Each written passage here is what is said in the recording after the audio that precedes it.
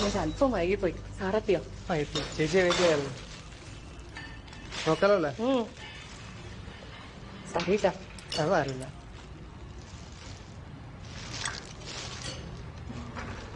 ഒന്നുണ്ടല്ലോ ഞാൻ ഉണ്ടാക്കിയതാ.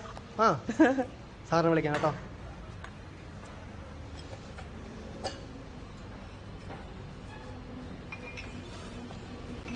Good morning. Good morning sir.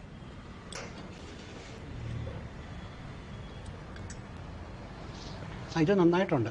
Thank you. ഇതിന്റെ വില എങ്ങനെയാ? പണിക്കൂലി അടക്കം ഒരു 250 രൂപ കിട്ടണം സാർ.